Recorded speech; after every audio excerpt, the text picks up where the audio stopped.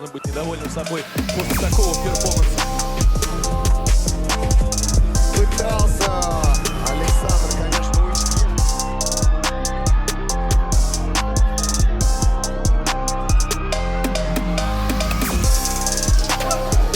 И в итоге был вынужден признать свою попытку.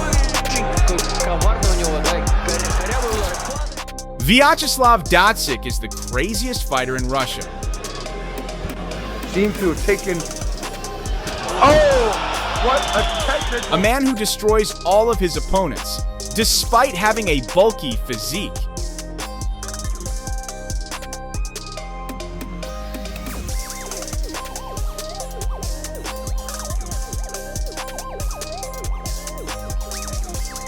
A man who is wild in the ring with his knockout actions and equally unpredictable outside the ring. But who is this figure? And why has he left such a lasting impression on both fans and opponents alike?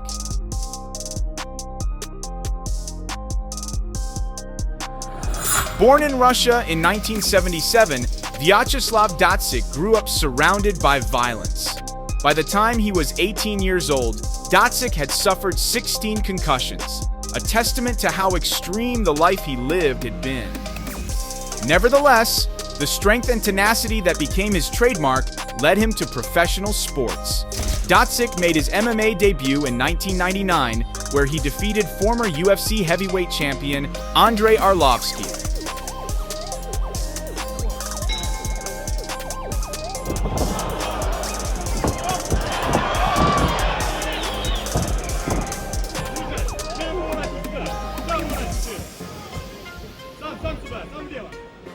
Datsik's debut match was both shocking and brutal.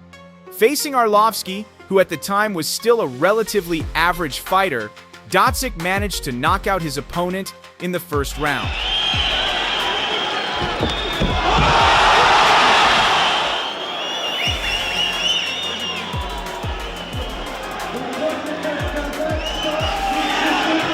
This victory instantly catapulted Datsik into the spotlight.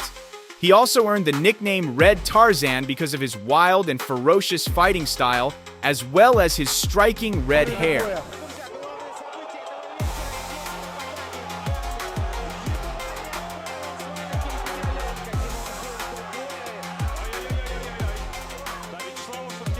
What made Datsik stand out was not just his victories, but also his unpredictability.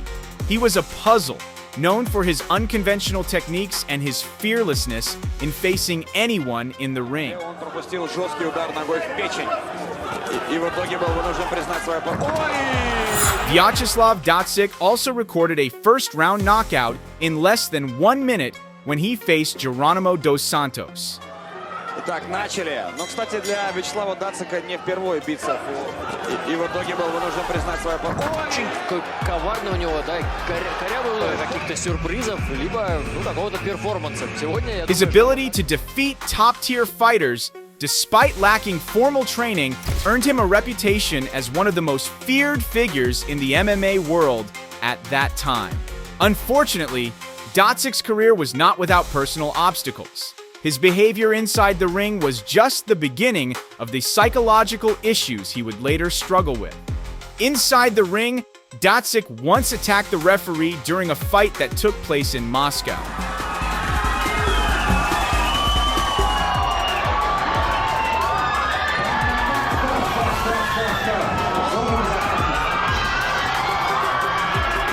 This moment of losing control occurred when he was facing an opponent in a match in Russia. Initially, Datsik fought with his usual unorthodox style. Then he suddenly became displeased with the referee's decision and immediately attacked the official without hesitation. What followed was chaos.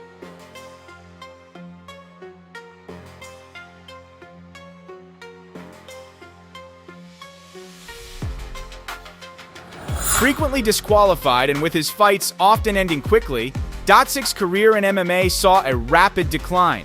However, his pattern of violent behavior was not limited to the ring.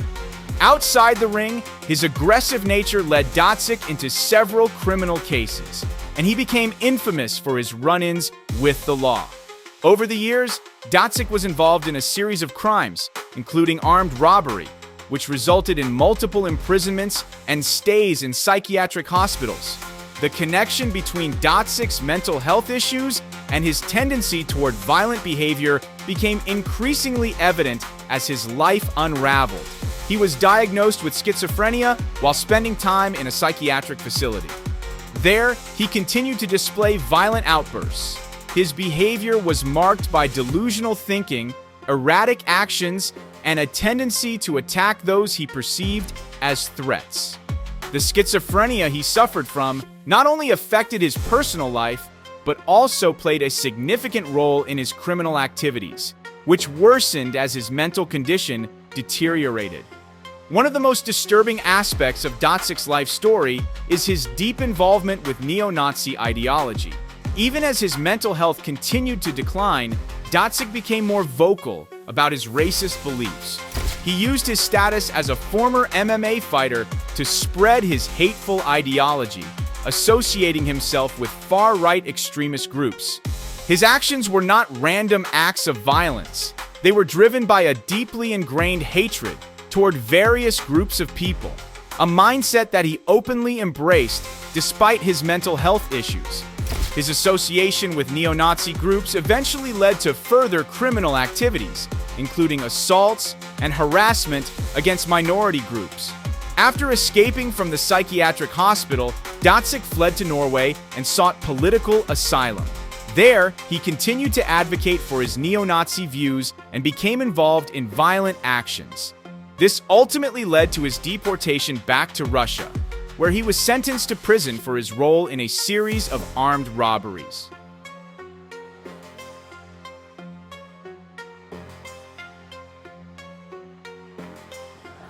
In 2019, after years of legal troubles, Datsik made his return to the world of MMA. Older and with a more solid physique, his comeback to the sport was highly anticipated. Although his techniques had not drastically improved, his strength and aggression remained just as powerful as ever. Datsik's comeback was a testament to his fighting spirit. In his later years, he continued to score knockouts against his opponents with brutal force, securing victories even against more technically skilled fighters.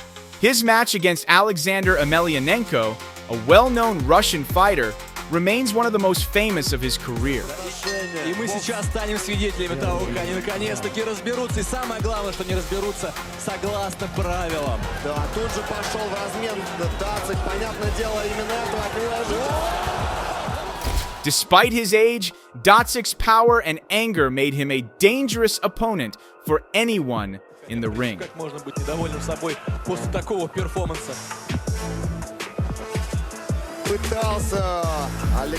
Vyacheslav Datsik's career reached its peak when he faced Tyson Dijon, a fighter who was smaller and faster.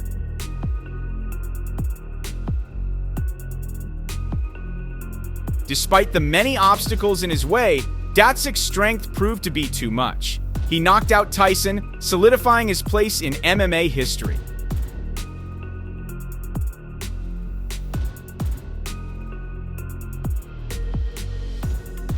His ability to continue fighting at a high level, even in his later years, speaks volumes about his unrelenting spirit and natural athleticism.